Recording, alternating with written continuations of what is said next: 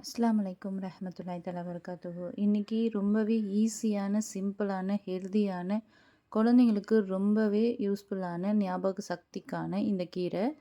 இது எப்படி கொடுக்கலான்னு பார்க்கலாம். இந்த கீரை கீரை பேர் வல்லாரி கீரை. இந்த வல்லாரி கீரையை நம்ம எப்படி வேணால் கொடுக்கலாம். பிள்ளைங்களுக்கு காலையில் எழுந்திரிச்ச உடனே இதை 4 இலை கொடுத்து நல்லா மென்று சாப்பிட்டுட்டு தண்ணி கொடுக்கலாம். நான் இப்படி தான் குழந்தைங்களுக்கு கொடுப்பேன்.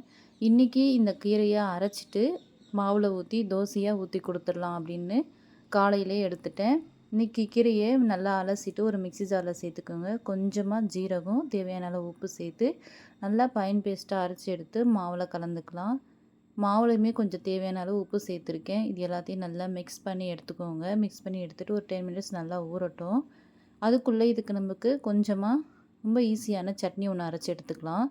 பொட்டுக்கடலை சேர்த்துருக்கேன், வேர்க்கடலை, காஞ்ச மிளகாய், கொஞ்சமாக புளி சேர்த்துருக்கேன், தேவையான அளவு உப்பு, தேங்காய், பூண்டு, தேவையான அளவு தண்ணி சேர்த்துட்டு கொஞ்சமாக சோம்பு சேர்த்துக்கோங்க. இதை நல்லா அரைச்சி எடுத்துடலாம். அரைச்சி எடுத்து இதுக்கு ஒரு தாளிப்பும் கொடுத்துடலாம். கொடுத்தாச்சு. இப்போ நம்ம தோசையை ஊற்றி எடுத்துக்கலாம்.